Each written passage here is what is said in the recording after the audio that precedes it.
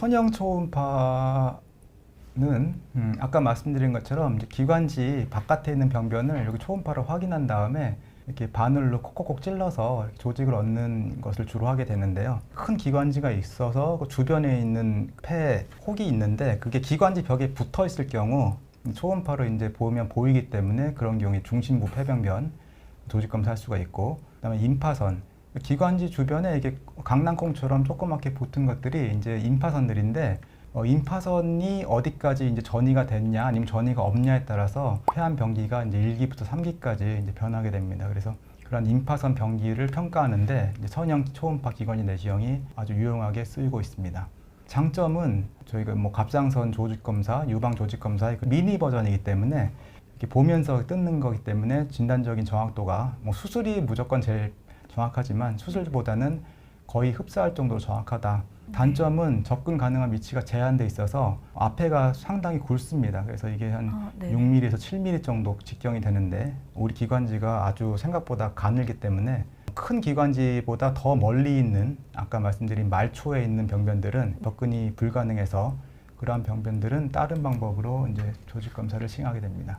폐암의 병기 설정, 이제 보통 TNM 병기라고 하는데요. 그 중에서 N, 임파선이 영어로 이제 림프 노드인데 노드 N의 N입니다. 그래서 많은 임파선들이 기관지 주변에 이렇게 붙어 있습니다. 그래서 이제 뭐 이쪽에 무슨 이쪽에서 폐암을 진단받았다고 했을 때 기관지 이런 노란색, 빨간색 같은 임파선들이 전이가 있냐 없냐에 따라서 이 병변 크기와 상관없이 병변이 아주 작더라도 만약 임파선 전이가 있으면 3기가 돼버릴 수도 있기 때문에 네네. 그러한 병기에 따라서 치료 방법이 완전히 틀려지게 됩니다.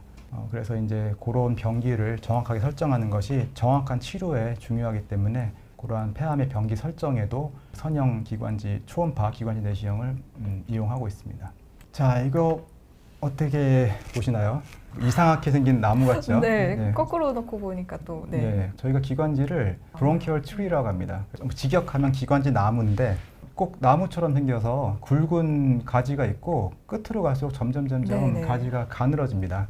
가늘어지는 가지를 어떻게 찾아서 말초까지 들어가서 말초에 있는 폐병변을 조직 검사할지가 고민거리가 되겠습니다.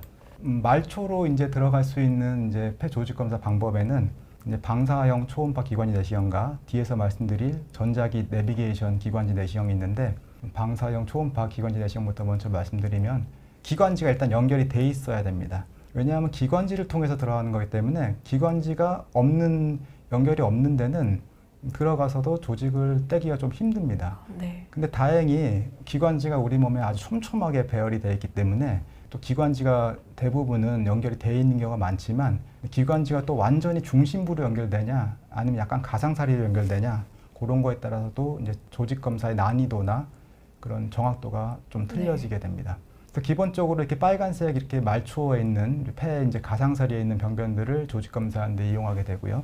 그 다음에는 CT 영상이나 CT 영상으로 만든 3차원 그런 영상을 바탕으로 이 병변이 요 기관지 이쪽으로 가서 이쪽으로 가서 이쪽으로 가서 이쪽으로 가서 이쪽으로 가서는 저쪽에 있겠구나 해서 그거를 비유하자면은 지도를 그린 다음에 지도를 열심히 보고 들어가서 그 병변까지 찾아가게 됩니다. 장점으로는 합병증 발생이 아까 합병증 발생이 가장 많은 비수술적인 조직검사 방법은 경피적인 폐조직검사 방법이고요. 물론 경피적인 폐조직검사 방법의 특성상 뭐 장애물 그냥 다 뚫고 들어가는 거니까 정확도는 비교적 높지만 합병증이 높기 때문에 그런 것을 피하기 위해서 합병증이 발생이 적은 이제 장점이 있습니다. 저희가 치료를 위해서는 어느 정도 이제 부작용이나 그런 거를 이제 감수를 하고 치료를 하는 게 맞지만 사실은 진단 목적으로 검사하다가 부작용 생기면은 좀 안타깝거든요. 의사로서도 그렇고 환자분들도 같은 심정일 텐데. 그래서 진단은 뭐 정확한 것도 중요하지만 더 안전한 거부터 검사를 하고 그거로 진단이 되면은 그거로 진단이 되는 거고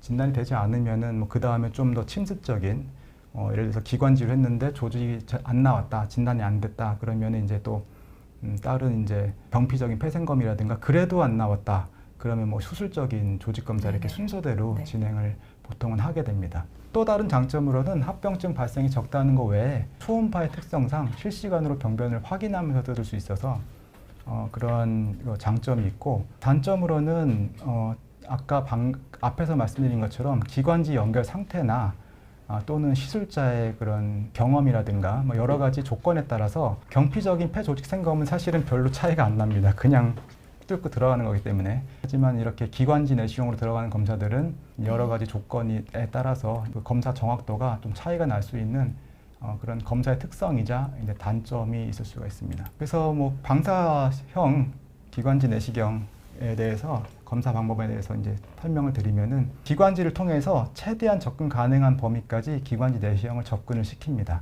그 다음에 작업 채널이라는 기관지 안에 이제 조직 검사 기구 같은 걸 넣을 수 있는 구멍이 기관지 끝 부분에서 시술자의 손까지 연결이 되어 있는데 거기서 이제 그 빨대 같은 대롱과 그 빨대 같은 대롱 안에 있는 그 초음파를 대롱 안에 이제 초음파를 넣어서 그거를 병변까지 쭉 집어넣습니다. 그러면 이렇게 초음파 영상이 보이거든요. 이 영상은 이제 정상적인 폐실길 지나갈 때는 이렇게 보이고요. 요거를 이제 아까 말씀드린 것처럼 CT도 보고 여러 가지 지도를 참고를 해서 이거 폐 병변까지 이렇게 쏙 집어넣으면은 그러면 이렇게 폐 병변이 이렇게 초음파상에서 보이게 됩니다. 그 다음에는 이제 정확한 아까 말씀드린 것처럼 이제 빨대 같은 거 대롱 안에다가 초음파를 넣어서 확인을 했기 때문에 그 다음에는 대롱만 남겨놓고 안에 있는 초음파를 빼고 여기가 대롱입니다. 근데 정식 명칭으로는 가이드 시스라고 하는데 가이드 시스 안에 초음파를 넣어서 위치를 찾은 다음에 그 다음에 가이드 시스 안은 비어있기 때문에 그 안에서 초음파를 제거를 하고 위치가 제거를 해도 여기 그냥 위치가 남아 있으니까 그 안으로 이제 여러 가지 조직 검사 기구를 넣어서 이제 조직을 얻게 되겠습니다. 지금 방금 말씀드린 방사형 이제 초음파 기관지 내시경은 비유하자면 이제 지도를 보고 이제 들어가는 말초의 병변을 찾아 들어가는 이제 검사라고 할 수가 있겠고 지금부터 말씀드릴 전자기도 내비게이션 기관지 내시경은 비유하자면은 이제 자동차 내비게이션에 비유할 수가 있겠습니다. 그래서 마찬가지로 검사 자체의 목적이나 이제 위치는 비슷하기 때문에 마찬가지로 기관지로 이제 접근을 하기 때문에 기관지가 기본적으로 연결이 돼 있는 병변들이 이제 더 잘 나오게 되고 기관지 연결 상태에 따라서 정확도가 차이가 나는 것도 동일합니다. 그래서 내비게이션 기관지 내시경은 내비게이션 원리가 위성에서 GPS 신호를 받으면은 이제 내 차가 어디 있는지 좌표가 나오고 그 좌표를 가상의 이제 지도 이미지에다가 얹어주는 거잖아요. 그러면 지도 이미지에서 이제 내 차가 어디 있는지 그런 걸 이제 알게 돼서 길을 찾아가는 원리인데 그런 비슷한 원리로 전자기장 안에서 저희가 X, Y, Z축을 알 수 있는 그런 원리가 있습니다. 그리고 X, Y, Z축을 우리 몸에 있는 CT 영상, 가상 CT 영상, 3D 영상 안에 표시를 해주면은 그 영상을 보면 내가 지금 여기쯤 있구나 해서 알 수가 있거든요. 그래서 이제 흡사 대전에서 이렇게 서울 갈 때 내비게이션이 필요한 것처럼 그런 모르는 길들을 찾아가는데 도움을 줄 수 있는 검사가 이제 전자기 유도 내비게이션 기관지 내시경이 되겠습니다. 장점으로는 내비게이션이 있으니까 없는 것보다는 난 경우들이 있습니다. 그래서 이제 도움을 줄 수 있다. 줄 수 있다는 건 꼭 주는 건 아니고요. 줄 수 있는 경우가 있어서 줄 수가 있고 그다음에 단점으로는 준비 과정이 굉장히 복잡하고 시술 시간이 오래 걸립니다. 똑같은 시술을 한다면은 가능하면은 뭐 오래 하는 게 좋은 건 아니거든요. 왜냐하면은 그 사이에 환자분들도 계속 수면을 위한 약물도 계속 들어가야 되고 그런 약물에 의해서 이제 부작용이 생길 수가 있고 그리고 폐 기능이 좋지 않은 분들은 그런 시술을 오래 하는 것만으로도 환자 몸에 또 무리가 갈 수가 있습니다. 그래서 꼭 오래 하는 것만이 좋은 건 아닌데 준비 과정이나 그런 시술 시간이 좀 오래 걸리는 그런 단점이 있고 물론 꼭 오래 걸리는 건 아닙니다. 이게 다 내비게이션 기관지 내시경이든 방사형 기관지 내시경이든 모든 그런 적당한 병변 성상이 따로 있어서 그냥 다 적당한 맞는 검사가 있는데 그래도 비교적 더 오래 걸리는 경우가 많다.